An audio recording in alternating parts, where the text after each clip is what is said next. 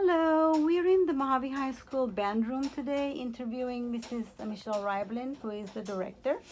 This is her office, and true to her character, she's got all kinds of amazing memorabilia from the times that she's been teaching. And this is Mrs. Ribelin herself, and here to tell us a little bit about the history of the program and maybe her journey on how she got into music and everything. I first met Mrs. Ribelin when she taught our first child, and that was her first year with the band at that time. So and we're very grateful for all the many years you've put and very faithfully served our band. We're very grateful. So just to jump right off, we'll talk about what got you interested in music and maybe specifically band. Okay. Mhm. Well, I really knew that I wanted to be a band teacher when I was in junior high, actually. Okay. I really loved the fact that I really loved playing my clarinet. Uh-huh. And I had a fantastic junior high teacher. Mhm. And she really encouraged me as a woman Mhm. that I could go and be a band director as a woman. And at the time, there were not very many band directors that were women. Most were men. Right. And she was my first band director that I ever had that was a woman. And she was so good at what she did. And really, she just motivated us to want to love to play music. So then, after junior high, she was my band director for 1 year of high school also, and because I went to a very small school. And then I got another teacher who really loved music so much that he would just play with us every day, his saxophone. And when he moved on, I got another director, and he was at the time doing his master's degree at NAU. Wow. And I was privileged enough to be able to play on a recording of his project. He had to do this music project for his master's degree, and he wrote his own piece of music called Pine Cones and Berries or something like that. Anyway, it was awesome. it was his project, and it was all about living at the Grand Canyon. And so our band was playing on that, and he recorded it and sent it in, and they loved it. And so that was really like, okay, now I want to write my own music. I want to be my own, band director and just and go for it. So I knew when I went into college my freshman year that that's what I wanted to do, because I just love music so much. And so I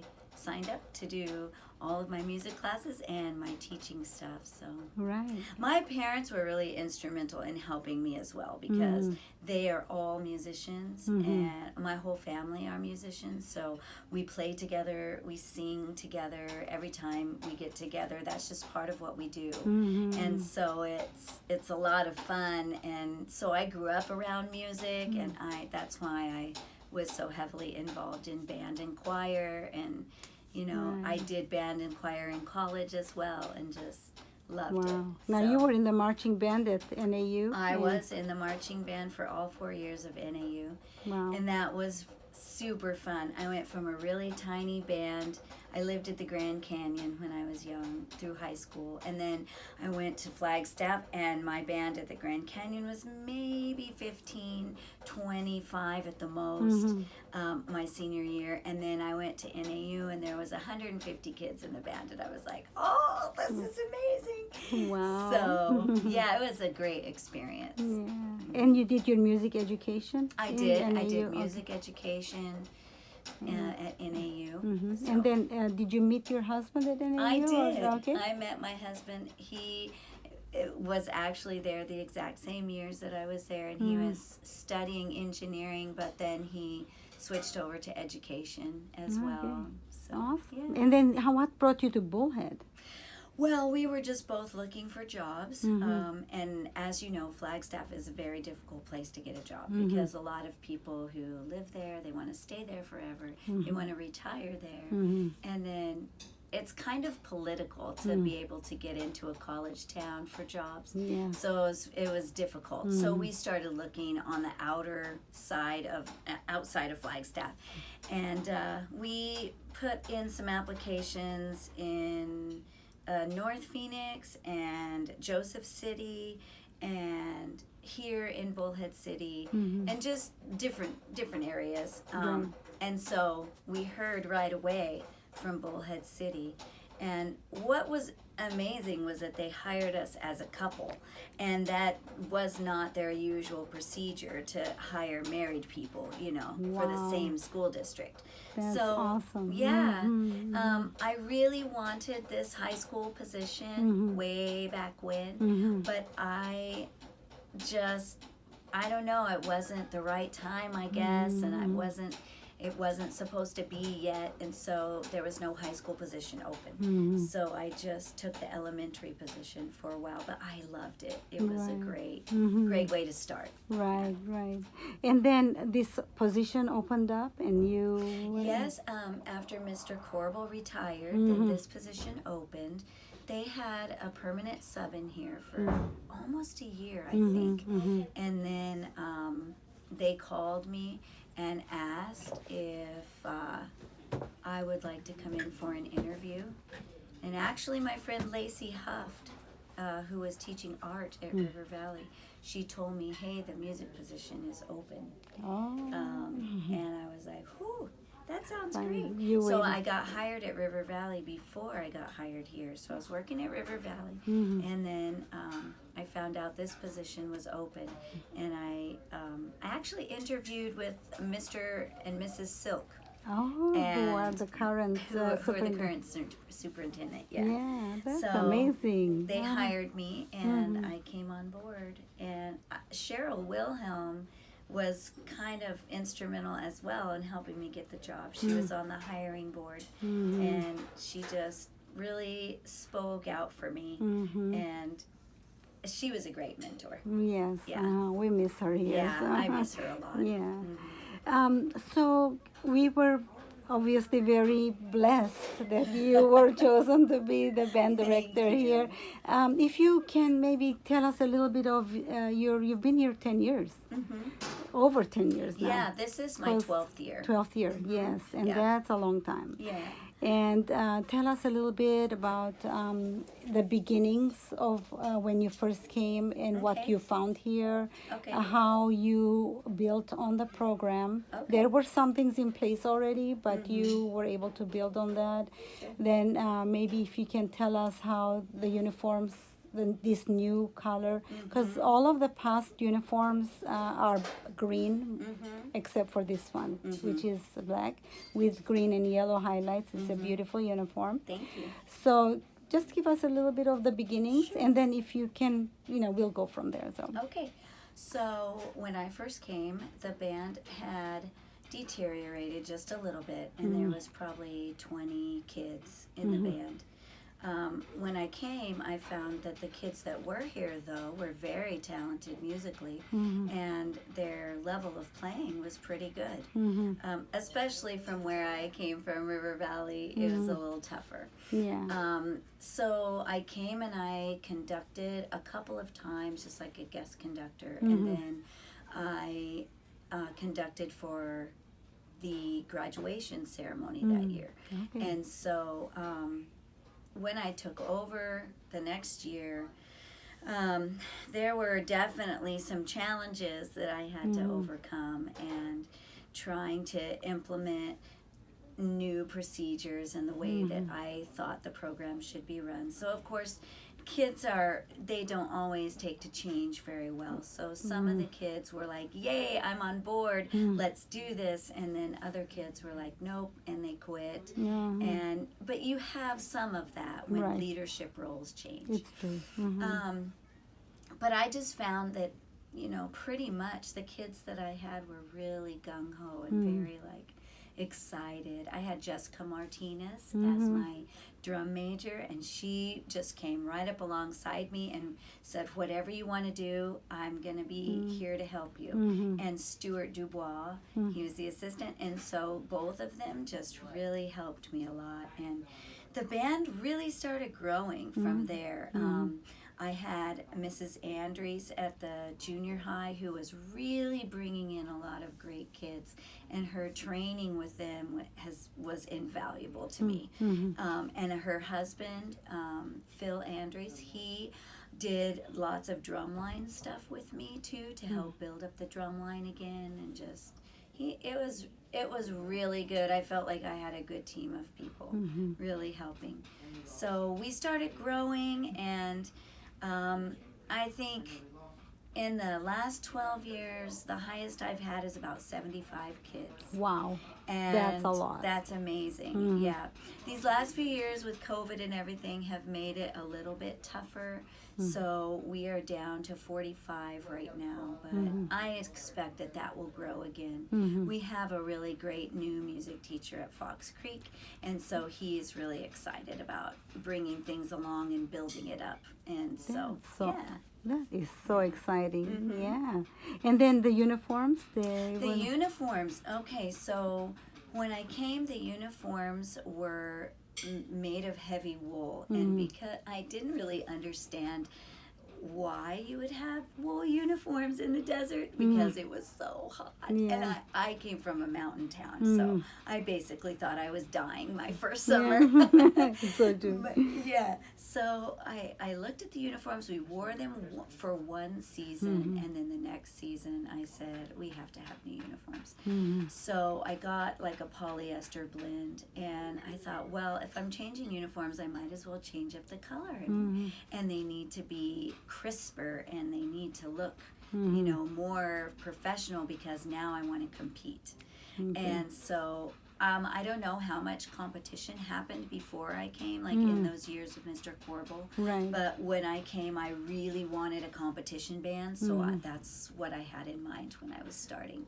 Right. So these uniforms are all black, black bibbers, black jacket, but on the top it's all white with green and gold accents and a really cool logo on there.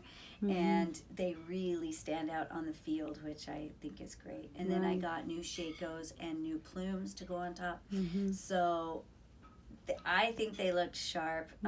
It's been a lot of years since we got those uniforms, so now it's probably time for new ones again. But the school really helped me fundraise, and they came in. We fundraised about half of what we needed, and then the school and the booster club pitched in the rest. And so I was really blessed by that, because the uniforms were really expensive. So now they're even more expensive, so it would take a little while to, Right. Yeah. But they look really beautiful. Thank you. So, so you've been in competitions for almost 12 years. This is your 12th season. And maybe give us some highlights of maybe some of your 5 favorites. I know every year has a favorite or whatever, as their own little character, shall we say. Every year is their own entity of its own students and group. You're always encouraging all the students, and I just appreciate that. So just whatever you can remember that you maybe stand out to you, maybe something crazy might have happened that really stands out to you.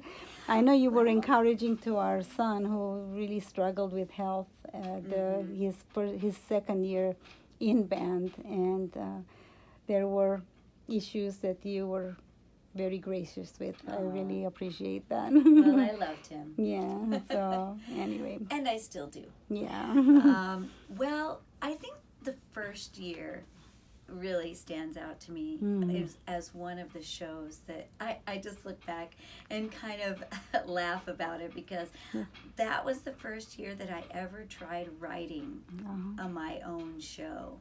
And it was the Western show. Okay. I remember we did the little wagon thing, the wagon wheels, and it was my very first time writing marching band show. So it just makes me laugh, because I look back at it now and like, Oh, that was terrible writing. Oh, I had so. no experience writing my own band show, but I wanted to try. And so I didn't have a marching band, like pieware, software, or anything. I just like drew it out on paper, and then I made up counts to go with it and stuff. And so, yeah, that was funny. But the kids did pretty well. They did really well. And we marched that show in Boulder City and did that competition there. And it was kind of fun, and they seemed to love it. So it was a fun experience. But I love the music of that one. Oh, I did too. Yeah. That was and really you guys fun. did a lot of parades that year We with did. that music. We I did remember. Dolan Springs Parade that year, and we did all the parades in town. Kingman. And that was Did fun. you do Kingman? Kingman, Andy Devine. Yeah. That was really fun. I remember that. So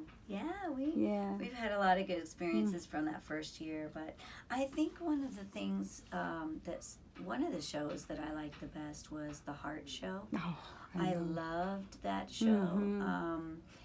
We did the very best that we have ever done with that show. We were in, oh my goodness, what did we get that year? We got fifth. I think we got fifth place that year in state championships. Wow, that's amazing. And that was, we had a score of like 73. Wow. And we just took the whole thing. Like I was so, because in our division there was about 20 bands in our division, and we were fifth. And I was like, oh my, this top 5, that's amazing. That is totally amazing. That was fun. And I loved the beginning. A lot of good kids. That was the biggest year that I had, was 75 kids in the band that year. Wow. I loved how you started with the group all huddled in. Yeah, And they got the up visuals. and the way they did the heartbeat. Yes. Oh, that was just so cool. Yeah, So. the visuals were amazing in that show. Yeah. But then funny things that happened, like we went to one competition in Phoenix, and my trumpet player forgot his trumpet, and in a panic I called my dad, and my dad brought his personal trumpet down to the marching field, and my student was able to use my dad's personal trumpet. That's so amazing. And then afterwards, he's like, do I have to give this back because it's a lot better than mine? Oh. And I'm like, yes, you have to give it back. Oh, that's just so That funny. was Curtis Reese. Oh. He forgot his trumpet, and he got to use my dad's, and it was a King trumpet, but it was from the 1950s, so it was so good. The tone, and he still has that trumpet. That's amazing. And my dad is 80, almost 81, and he still plays the trumpet. That's amazing. So yeah, that's so amazing. He's taken good care of it over the years, but it has a beautiful tone. But I think Curtis really wanted to keep that trumpet. I totally understand that. Yeah. But you've done so amazing with the marching season, and also you've done really great with your concert season. You know, although we really enjoy all your concerts, the Christmas concert is especially wonderful and so festive. We really enjoy that. And then there's a spring concert, and then you have one at the end of the year. Yes. And great music. Thank you. I remember, and I'm terrible at remembering the name, but there's a couple of pieces that you played that just were grand. Even my family is very musical, and my Craig's uncle, he repaired instruments for all that was his career, you know. So even they were like so amazed how well the band was playing and everything. So that's nice to know. Yeah, so we really appreciate all of the hard work and what you have done for the band. And I'm hoping this interview will be. That was the Mojave High School bell for all of those people listening out there who are missing the school bells. Yeah. Anyway, well, thank you, Mrs. Ribelin. I appreciate the time you spent with. You're welcome. My pleasure. Yeah. Okay. All right. Bye. Bye.